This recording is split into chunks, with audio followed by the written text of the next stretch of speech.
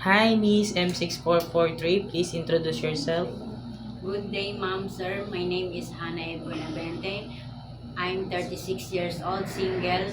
I'm born in Bulacan, Marinisor. I'm on April 3, 1989. I was high school graduate of curriculum. My experience in domestic helper in Kuwait City, 5 years. I served five family members. I one couple and two children, 19 years old and 2 years old baby, and also 1 year old Baby. baby. Okay. And you have also experience here in the Philippines, right? Yes, sir. Okay. Tell me about your experience. I have experience here in Philippines. I have carrying baby, a newborn baby, and couple, two couple in one house. So, one couple and newborn baby. Yes. And other household chores, you are the one who do all the household chores. Yes. And you taking care of pets also in Yes. Kuwait. I'm sorry. Oh, right. Kuwait, Yes. right?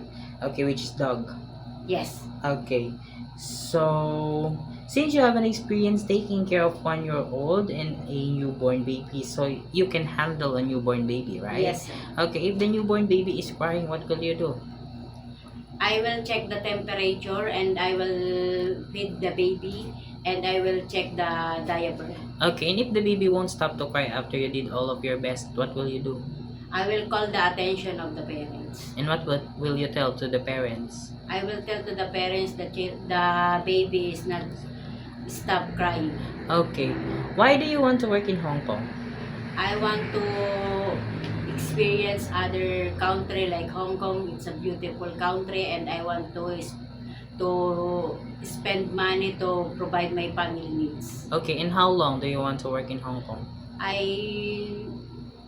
I can stay in 2 years or more if my employer needs me.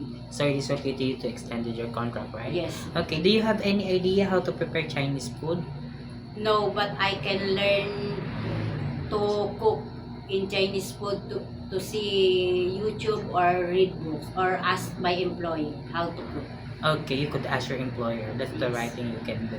Okay, if your employer prepare food, it is okay to you to eat the food that they provide. Yes. It is okay to you to share job with other helper. Yes. How about sharing room with kids? Yes. It is okay to you to taking care of elderly. Yes. How about taking care of pets? Yes, I will. If your employer or one of your employer's family don't know how to speak English, it is okay to you to learn their language. Yes, I want to learn. Okay, my last question is, what will be your message for your future employer?